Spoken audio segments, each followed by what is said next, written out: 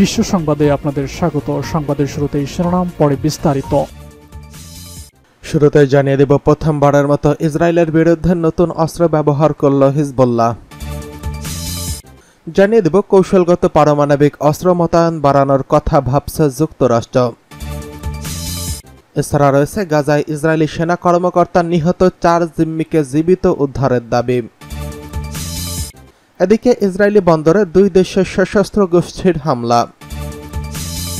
সর্বশেষ জানিয়ে দেব, প্রধানমন্ত্রী হওয়ার প্রস্তাব পেয়েও ফিরিয়ে দেন নীতীশ, দাবি জেডিইউ নেতার।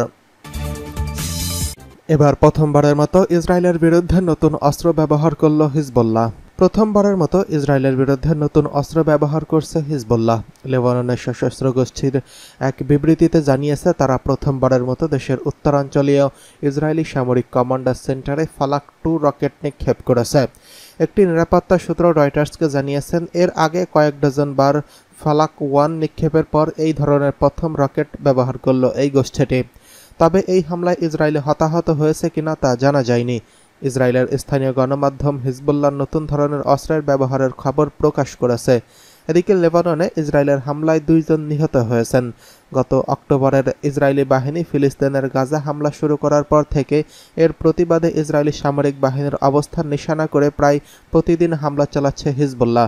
ইসরায়েলও এর জবাবে লেবাননে পাল্টা হামলা চালিয়ে আসছে। এদিকে কৌশলগতভাবে পারমাণবিক অস্ত্র মোতায়েন বাড়ানোর কথা ভাবল যুক্তরাষ্ট্র।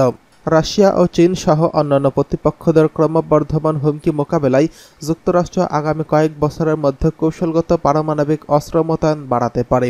শুক্রবার হোয়াইট হাউসের এক জ্যেষ্ঠ কর্মকর্তা এই কথা জানিয়েছেন। দেশটির আর্মস কন্ট্রোল অ্যাসোসিয়েশন আয়োজিত এক অনুষ্ঠানে জাতীয় নিরাপত্তা পরিষদের অস্ত্র নিয়ন্ত্রণ বিষয়ক শীর্ষ কর্মকর্তা প্রণয় ভাদ্দি দেশটির নীতিগত এই অবস্থানের কথা তুলে ধরেন।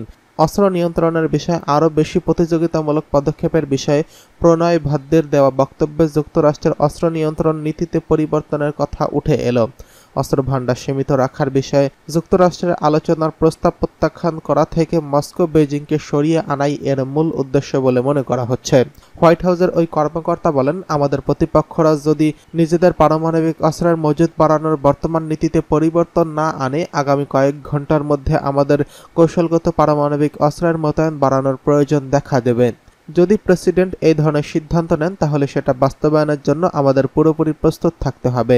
প্রণয় ভাদ্দি বলেন, যদি এই ঘোষণা আসে তাহলে সেটা দৃঢ় সংক্ষেপে পরিণত হবে যে আমাদের প্রতিপক্ষদের নিবৃত্ত করতে এবং আমেরিকার জনগণ ও আমাদের মিত্র ও অংশীদারদের সুরক্ষায় আরও পারমাণবিক অস্ত্রের প্রয়োজন হবে।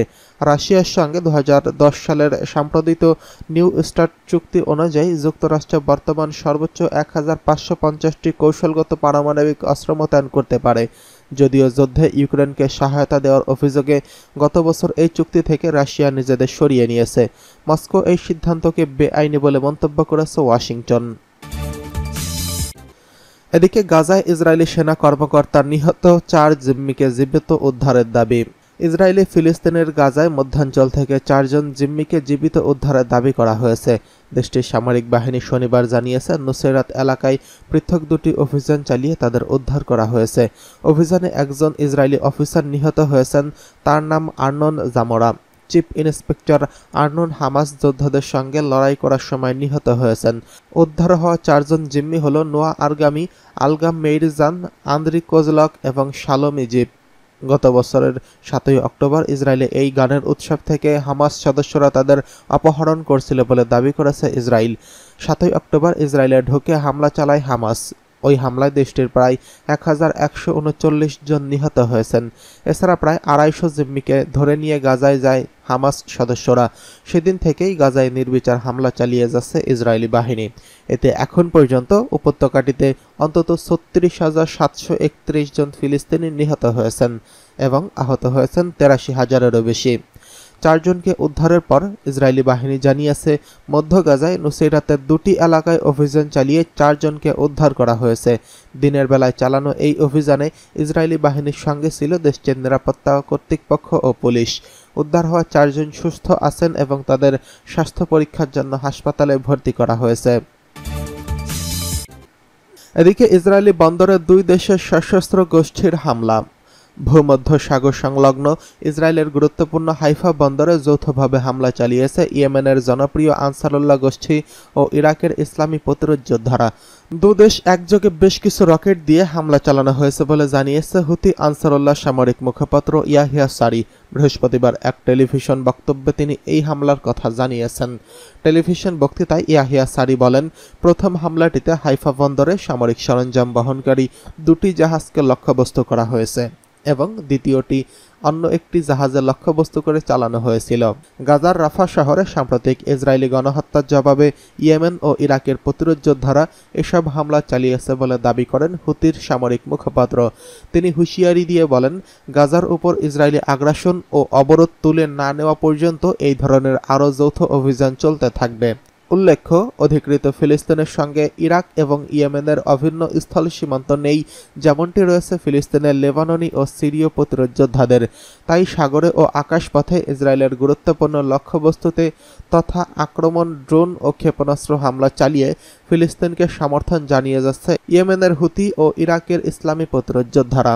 এবারের এই যৌথ অভিযান রণাঙ্গনে ইসরায়েল বিরোধী প্রতিরোধ ফ্রন্টের ঐক্য ও সমন্বয় এবং তাদের বহুমুখী বা বিচিত্রময় হামলার দৃষ্টান্ত বলে মনে করেছেন ফিলিস্তিনি গোষ্ঠীগুলো।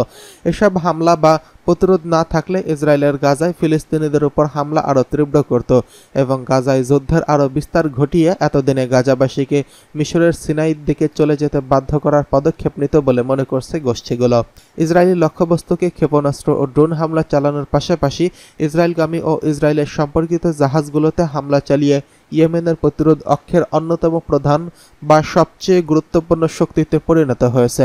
এসব হামলার কারণে ইসরায়েলের এইলাত বন্দরটি কার্যত অচল হয়ে পড়েছে, যা ছিল পূর্ব এশিয়ার সঙ্গে ইসরায়েলের যোগাযোগের ও তেল আবিবের জন্য সুয়েজ খালের বিকল্প যোগাযোগ মাধ্যম। পূর্ব এশিয়া থেকে ইসরায়েল বছরের পর প্রায় $9,500 কোটি পণ্য আমদানি করা হয়। ইয়েমেনের প্রতিরোধ যোদ্ধারা ইসরায়েলগামী জাহাজগুলোকে বাব আল মান্দেব প্রণালী বন্ধ করে দেওয়ায় আফ্রিকার উপকূলীয় অঞ্চল ঘুরে ইসরায়েলের মালামাল পাঠাতে 4 থেকে 5 সপ্তাহ বেশি সময় লাগে। এদিকে প্রধানমন্ত্রী হওয়ার প্রস্তাব পেয়েও ফিরিয়ে দেন নীতীশ, দাবি জেডিইউ নেতা ত্যাগের। ভারতের প্রধানমন্ত্রী হওয়ার জন্য বিহারের মুখ্যমন্ত্রী ও জনতা দলের প্রধান নীতীশ কুমারকে প্রস্তাব দিয়েছিলেন দেশটির বিজেপি বিরোধী জোট ইন্ডিয়া। তবে রাহুল গান্ধীর নেতৃত্বাধীন জোটের এই প্রস্তাব নাকি প্রত্যাখ্যান করেছেন নরেন্দ্র মোদীর ইন্ডিয়া জোটের অন্যতম শরিক নীতীশ। এমন চাঞ্চল্যকর দাবি করেছেন নীতীশের দলের কেশি ত্যাগী।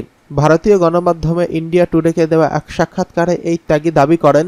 ত্যাগী বলেছেন, ইন্ডিয়া জোটের পক্ষ থেকে নীতীশ কুমারকে প্রধানমন্ত্রী হওয়ার প্রস্তাব দেওয়া হয়েছিল। তিনি সেই লোকদের কাছ থেকে এই প্রস্তাব পেয়েছিলেন যারা তাকে ইন্ডিয়া জোটের আহ্বায়ক করতে দেয়নি, তবে তিনি তা প্রত্যাখ্যান করেছেন। আমরা দৃঢ়ভাবে বিজেপির নেতৃত্বাধীন এনডিএ জোটের সঙ্গে আছি। তবে কংগ্রেস নেতা কেসি ভেনুগোপাল বলেছেন, প্রধানমন্ত্রী হওয়ার জন্য নীতীশ কুমারের কাছে ইন্ডিয়া জোট গেছে এমন তাদের কাছে কোনো তথ্য নেই।